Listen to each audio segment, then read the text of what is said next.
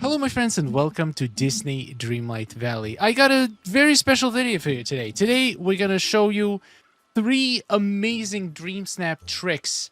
How you can get your villagers to turn to the camera, how to get absolutely impossible angles for your Dreamsnaps, and how to make your characters actually sit when you're trying to do a snap. And also we're gonna talk about 2 hidden items that are now possible to get in Disney Dreamlight Valley. And credit for that one goes to Sero. He made a video on it a few days ago. I'm going to link his video in the description if you want to check it out. But basically, I decided to include this in this video because I thought it was so fascinating and amazing. And I just want as many people as possible to know about it. So in case you haven't seen it, you're going to learn how to get some hidden items today as well. Let's jump right into it. Subscribe, and let's go. Alright, let's start with the hidden items. So, according to Sero's video, the way you get them is you just have to place a lily pad in the water, and then you can go to a furniture mode. So, first you need to go and open your furniture menu and click on Dreamsnaps. For some reason, it doesn't work if you don't do this first. So, once you are inside a Dreamsnap category, all you need to do is collapse it, and then do hover and click similar items button. So based on which platform you are, it's going to be different button. For example, for me, similar items is G on a keyboard, or if I'm hovering on my controller, it's going to be a down button. And you are going to get basically all the items inside your Dreamsnap category that are similar to the lily pad. I have no idea why lily pad. I have no idea why this works and why are these items not accessible without using this workaround, but it is what it is. It also is only possible to do when the current Dreamsnap challenge is the decor challenge, because you need to have a Dreamsnap category inside your furniture menu. So it's only going to work this week, not going to work next week, but it's okay because if you do it now, you'll basically get unlimited access to these items in the future whenever you want. So 2 of the most exciting items are brick corner post right here. Let's place it and then we're going to take a better look at it. And if you scroll down a little bit, there is going to be a very unique item, which in my opinion is the best item to do this for. And it's so cool and it's absolutely worth it. And it's called Magnolia Bloom Path. Here it is. There is 2 more items according to Sero that are not accessible from regular menu, which are, I mean, kind of cool. There is one Forest of Valor log. This one, Frosted of Valor tree trunk. And also one of the Dazzle Beach bushes, which honestly nobody probably cares about because it looks just like other bushes. You can see it's Dazzle Beach Light Dwarf Birch. It looks nearly identical to the other bushes, so it's not really that exciting, but the log is actually pretty cool. This log is kind of a part of a bigger log, the bigger stone with the log, but yeah, this is not what we're going to talk about. We're going to talk about these 2 items. Now, what makes this a cornerstone amazing is the fact that you can place items on top of it. It basically acts like a little table, so whatever's 1 by 1 item you want to place on it, you're gonna be able to do it, which is absolutely insane. I have no idea why this item is not available for us. I feel cheated! And this Magnolia path is actually, it's like a path. It acts like a path, but it's placed as an item. And once you placed it once in your valley, once it's already placed somewhere, you will be able to get unlimited amount of these items whenever you want. All you need to do whenever you want to get more, just come to it, hover on it, and click X, and boom, you got a new one. Or click duplicate button, whatever it is on your console. So, once again, thank you, Sero, for discovering this. I think it's an absolute game changer, and a lot of people are going to find this super helpful. Incredible items. Now, let's move to the fun fact about Dreamsnaps. Now, you've probably seen a lot of Dreamsnaps where people are using so many villagers in their Dreamsnaps, and you're probably wondering, how do I make them all look in the camera if I'm trying to make a Dreamsnap? I've seen so many Dreamsnaps with 10, 15 villagers just looking into the camera, and I'm going to tell you exactly how those dream snaps are done. There is a little trick that can allow you, basically, all the villagers to look in the camera where you want them. And this trick is Jack Skellington. Now, I don't know, I honestly don't know who to give credit for this trick, because I've seen this mentioned on my stream chat. I've seen it in the YouTube section, comments on Reddit. I have no idea who came up with this, so I'm just trying to get it to as many people as possible. So let's say I'm going to demonstrate this with 2 characters, but this will work with more than 2, pretty much as many as you want. So there is a very specific animation that Jack Skellington does when he does his present and confetti thing. And for some reason, if there are villagers nearby, they are going to look at him at that moment when he does that animation, which you can use precisely that moment to make a snap of your photo. So for example, you're trying to get a shot with 2 villagers, and you want them to look in the camera. So what you need to do is very simple.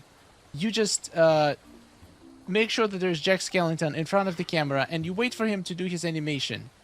Now, if it's 2 villagers, it's not too difficult to make him look into the camera. But if there's more than 2... In fact, when he does this animation, he completely breaks the villagers. They become completely irresponsive, and you can actually walk through them. They lose their body. That's how powerful Jack Skellington is. Like, look at her trying to run towards me, and then as soon as he does the animation, she just looks at him. And then as soon as the animation is over, she's like, oh yeah, now that's a good performance. She's like, yay! Very concerned, very confused, and as soon as the animation is done, she's gonna keep running towards me because she's hanging out with me. Come on, girl. Come on, the performance is over. Get in here. Oh, wow. He actually completely breaks it. Nope, never mind. Here she is. All right, so let's say you got your shot set up, and now all the villagers are basically just doing whatever the villagers are doing.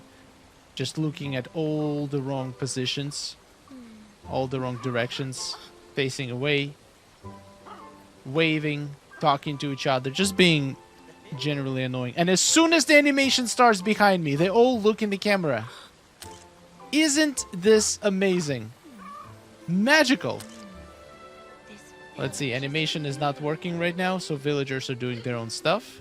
There we go. It starts. It's starting. Everybody's like, whoa! Did you see what he just do? Yep, there we go. That moment when the performance starts, everybody's facing me.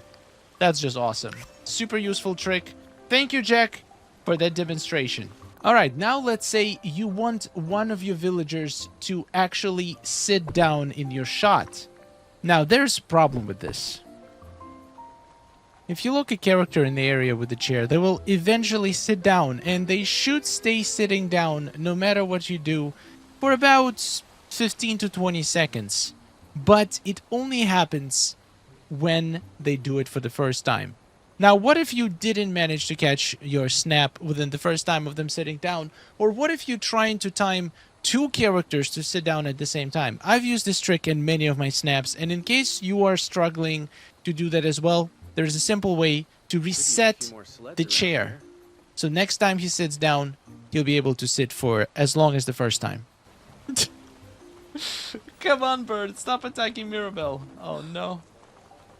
She hates the butterflies, I bet. So now when Christoph sits down, he's gonna only sit down and pretty much immediately get up. If you want to stop this behavior, all you need to do is reset his chair. And by reset, I mean you just remove it, and then you go into the furniture mode and place the same chair back again. And now next time he sits in this chair, he is gonna sit for the full 15-20 seconds. There you go. This can save you a lot of time when you're trying to get a dream snap with multiple villagers sitting down at the same time. I only did 2. I never did more than 2, but even 2 is nearly impossible to do without using this trick. And now for the final one is how to get impossible angle for your dream snaps. So if you go to the second camera mode, this is what you get. This is the angle that you get. You're standing pretty far away. If you wanted to do more of a close-up shot, what you could do, you could go to the third camera mode and then get closer to your character. But the problem is, when you get closer, there is no way to, like, get a shot from this angle of your face. You would have to go a little bit higher to get that face shot. But what if I told you there is a trick to get this same shot in the second camera mode? All you need to do is place a large object in front of the camera. And the one that works the best is using a rock. That's the one that I use. I personally use the Forest of Valor one, this one. So if you place the rock right in front of you when you're trying to take a snap, for example, here, and if you try to go into the second camera mode, as you can see, camera did zoom in just a little bit because it cannot go through the rock, so it just ends up being right in front of the rock. So you get from this to this. This angle is absolutely unachievable. But this is not the coolest thing. The coolest thing is when you get a little bit closer. And now you zoom in even more. Can we get even closer? Absolutely. Look at that zoom level. And you can go even wilder. You might say, but Star and Sky, it's blurry. Well, there's one easy way to fix this. Go to filters and just click on the top right filter right here. It's gonna make everything sharp. And look at this shot. We got a close-up without being above the character. This is literally impossible angle, impossible to achieve in any other way. Now, it doesn't have to be a rock. It could be pretty much any house. Any house in the game can be used like this. Large structures that are not thin. For example, the walls, like vine wall or trellis, are not going to work. Fence is not going to work. It has to be a large, solid object. Houses work the best for this. You can come all the way to the house. Go to the second camera mode. As you can see, you're very close. You can even make a shot like this. How about that? Like, this is absolutely impossible angle that you would not be able to get any other way. You can play around with it, experiment, get as close as you want. Can go get the filter on and then get like very nice close-up with the bird. Look at this. Oh my. That is a definition of an impossible angle in Dreamsnaps. Unfortunately, the camera is very limited right now, so we are very limited in the amount of angles we can do. Close-up shots are extremely powerful, so being able to achieve a shot like this, I think, is absolutely worth it. Alright, these are all the tips and tricks that I got for you. Once again, I don't know who was the first one to invent this, but I've seen multiple people suggesting me try this out. So I tried this out, and now I'm going to be using this all the time. It's an incredible trick.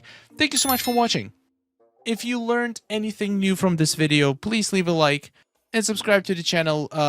I use most of these tricks very often in my Dreamsnaps, and I see a lot of top Dreamsnap creators using these tricks. Like Nolan, for example, is using the trick to get insane amounts of villagers to look in the camera using the Jack Skellington trick.